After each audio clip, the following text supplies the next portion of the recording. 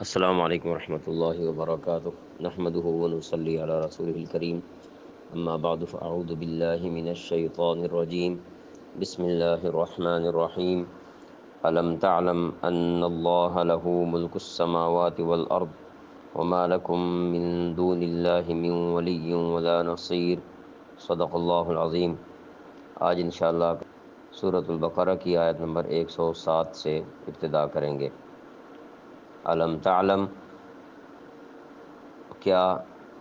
تم نہیں جانتے، ان اللہ، کہ بے شک اللہ تعالیٰ، لہو، اس کے لیے، ملک، بادشاہت، السماوات والارض، آسمانوں اور زمین کی، وما، اور نہیں، لکم، تمہارے لیے، من دون اللہ، اللہ تعالیٰ کے سوا، من ولی، کوئی حامی، کوئی حمایت کرنے والا، کوئی دوست، ولا نصیر، اور نہ مددگار۔ علم تعلم ان اللہ لہ ملک السماوات والارض، کیا تمہیں یہ معلوم نہیں کہ اللہ تعالیٰ وہ ذات ہے کہ آسمانوں اور زمین کی سلطنت تنہا اسی کی ہے۔ یہاں پر یہ جو لفظ علم استعمال ہوا ہے، اس کا مفہوم یہ ہوتا ہے کہ مخاطب کو اس طرف توجہ دلانا ہوتا ہے کہ آپ کو یقیناً معلوم ہے اور آپ اچھے طریقے سے جانتے ہیں، یہ مراد ہوتی ہے اس سے۔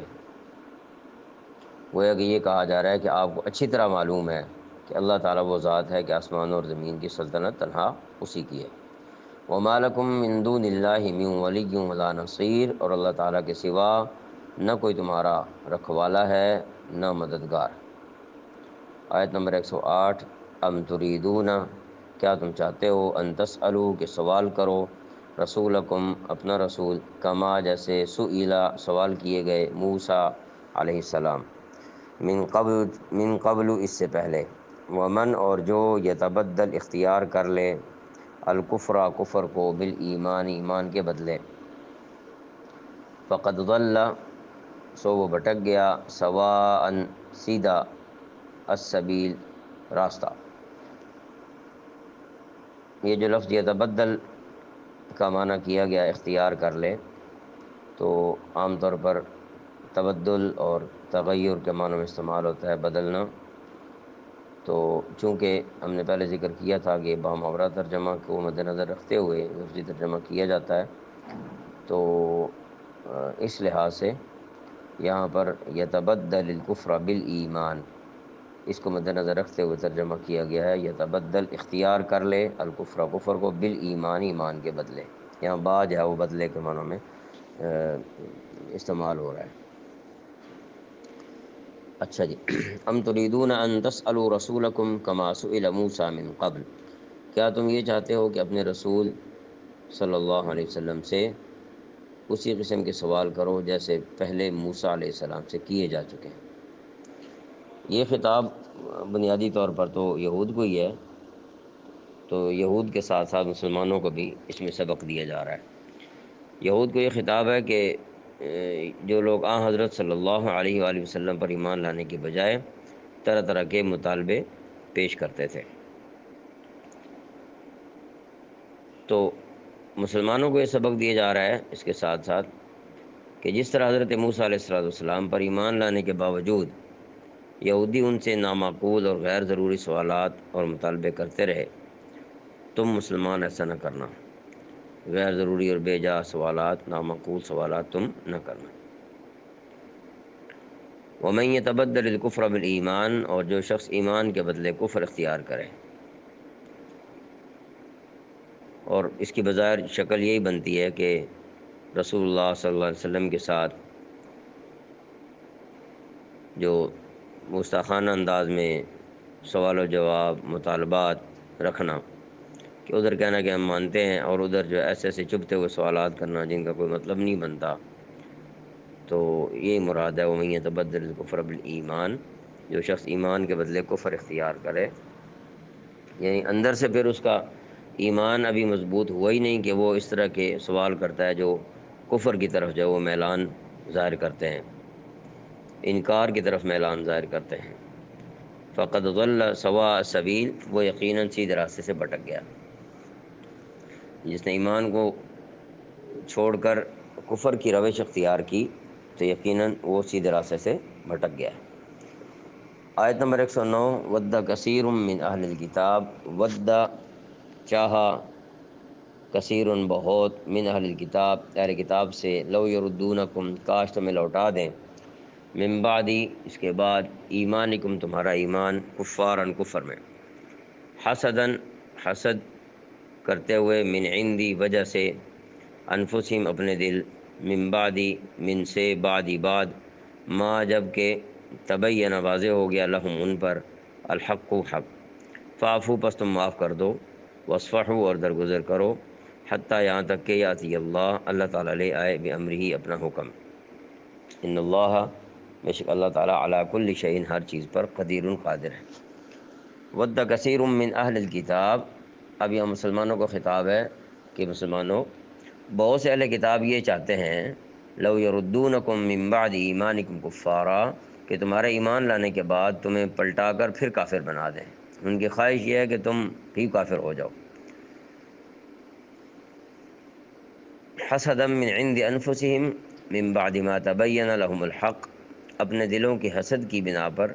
باوجود ہے کہ حق ان پر واضح ہو چکا ہے۔ یہ نہیں کہ حق کو جانتے نہیں ہیں، نبی صلی اللہ علیہ وسلم کو پہچانتے نہیں ہیں، سب کچھ کے باوجود بھی حسد کرتے ہیں، اور حسد کا ذکر پہلے ہو چکا ہوا ہے کہ انہیں یہ تھا کہ نبوت بنی اسماعیل میں سے کیوں آ گئی۔ فاعفوا واصفحوا حتی یاتی اللہ بامرہ، چنانچہ تم معاف کرو اور درگزر سے کام لو، یہاں تک کہ اللہ تعالیٰ خود اپنا فیصلہ بھیج دے۔ ان اللہ علی کل شیء قدیر، بے شک اللہ تعالیٰ ہر چیز پر قادر ہے۔ ود کثیر، کثیر کا لفظ اس لیے استعمال فرمایا گیا کہ یہود و نصارہ میں سے کچھ بڑے نیک دل لوگ مسلمان بھی ہو گئے تھے، لیکن وہ تعداد میں کم تھے، جیسے حضرت عبداللہ بن سلام، حضرت ثعلبہ رضی اللہ عنہ، یہ پہلے یہودی تھے، اور تمیم داری اور مشہور سخی جو ہیں حاتم طائی کے بیٹے حضرت عدی بن حاتم، یہ پہلے عیسائی تھے، اور ان جیسے کچھ اور حضرات بھی مسلمان ہو گئے تھے، لیکن اکثریت دوسری طرف ہی رہی تھی، اس لیے فرمایا ود کثیر من اہل الکتاب، من اہل الکتاب اہل کتاب، تو اہل کتاب سے مراد جو کسی آسمانی کتاب کو مانتے تھے، جیسے یہود تورات کو، نصارہ انجیل کو، صابی زبور کو ماننے کے دعوے دار تھے، مگر وہ عامل نہیں تھے، عمل نہیں کرتے تھے۔ دلیل یہ ہے کہ اگر اپنی کتابوں پر عمل کریں تو آخری پیغمبر صلی اللہ علیہ وسلم پر ایمان لے آئیں کہ ان کی کتابوں میں آپ صلی اللہ علیہ وسلم کی آمد کی بشارت موجود ہے۔ یہود، نصارہ اور صابیوں کی طرح، یعنی ان تینوں کی طرح مشرکین مکہ دین ابراہیمی پر چلنے کے دعوے دار تھے، اور اپنے آپ کو ابراہیمی بھی کہتے تھے، مگر حال ان کا یہ تھا کہ بیت اللہ شریف کی بیرونی دیواروں پر 360 بت بشمول حضرت ابراہیم علیہ السلام، حضرت اسماعیل علیہ السلام، حضرت مریم علیہ السلام کے بت نصب کیے ہوئے تھے۔ ہر قوم، یہودی، عیسائی، صابی و دیگر، سب کی نسبت سے الگ الگ بت رکھے ہوئے تھے، اور سال کے ہر دن کا الگ الگ بت ہوتا تھا تاکہ کوئی دن چڑھاوے سے خالی نہ رہ جائے اور ہمارا کام چلتا رہے۔ تو سوال یہ ہے کہ کیا ابراہیم علیہ السلام بتوں کی پوجا کرتے تھے؟ کیا انہوں نے یہ تعلیم دی تھی؟ یقیناً ہرگز ایسا نہیں۔ اس لیے فرمایا کہ اہل کتاب میں سے بعض یہ چاہتے ہیں کہ مسلمان بھی پھر کافر ہو جائیں، جس طرح پہلے کافر تھے، جو مسلمان ہو گئے ہیں وہ واپس ہو جائیں۔ اگر دیکھا جائے تو آج بھی یہود و نصارہ کی یہ کوششیں تمام اسلامی ممالک میں مختلف صورتوں سے جاری ہیں، خاص طور پر ثقافتی الغار بہت زیادہ ہے، ثقافت کے نام پر، تہذیب کے نام پر، تمدن کے نام پر، اور بعض حقوق کے نام پر ایسی ایسی محنتیں ہو رہی ہیں کہ مسلمانوں کو معلوم ہی نہیں ہو رہا، ان نئی نسل کو خاص طور پر، اور وہ اپنی بنیاد سے ادھر ادھر ہٹتے چلے جا رہے ہیں۔ اور ان کی یہ کوشش یہ بھی ہے کہ مسلمان اگر یہودیت اور عیسائیت، مسیحیت کو قبول نہ بھی کریں تو کم از کم اپنے دین کی طرف سے تو ضرور بدگمان ہو جائیں، یا اس طرف سے ان کا دھیان مکمل طور پر ہٹ جائے۔ لو یردونکم من بعد ایمانکم کفارا، یہ چاہتے ہیں کہ تمہارے ایمان لانے کے بعد تمہیں پلٹا کر پھر کافر بنا دیں،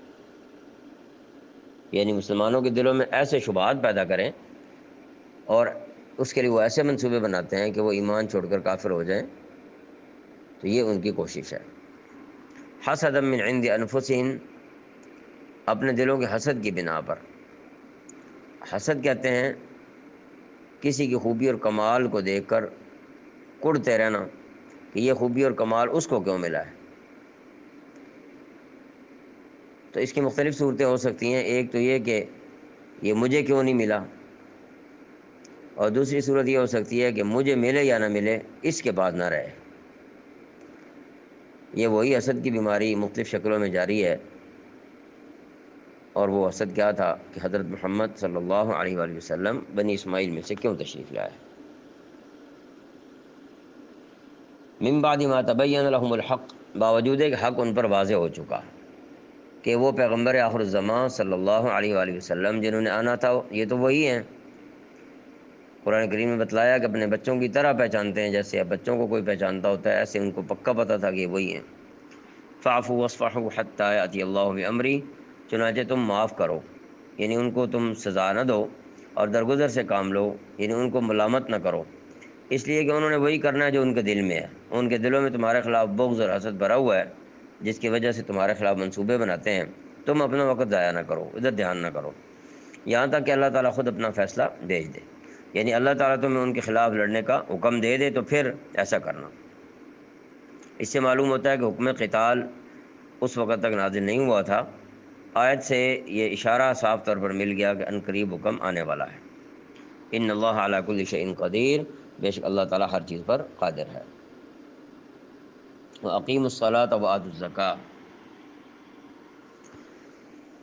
آیت نمبر 110، اور تم نماز قائم کرو، وآتوا الزکاۃ، اور زکوٰۃ دیتے رہو، وما تقدموا، اور جو تم آگے بھیجو، لانفسکم، اپنے لیے، من خیر، بھلائی میں سے، تجدوہ، تم اسے پالو گے، عند اللہ، اللہ تعالیٰ کے پاس، ان اللہ، بے شک اللہ تعالیٰ، بما، جو کچھ تعملون، تم کرتے ہو، بصیر، دیکھنے والا ہے۔ وَأَقِیمُوا الصَّلَاةَ وَآتُوا الزَّکَاۃَ، اور نماز قائم کرو اور زکوٰۃ ادا کرو۔ مطلب یہ ہے کہ زمانہ جہاد کے احکام دوسرے ہیں، جب تک وہ نافذ نہ ہو جائیں ان کے انتظار میں عام احکام اسلامی کی پابندی میں غفلت نہ کرو۔ یہ مالی اور بدنی عبادتیں تو ہر حال اور ہر صورت میں واجب العمل ہے۔ وما تقدموا لانفسکم من خیر تجدوہ عند اللہ،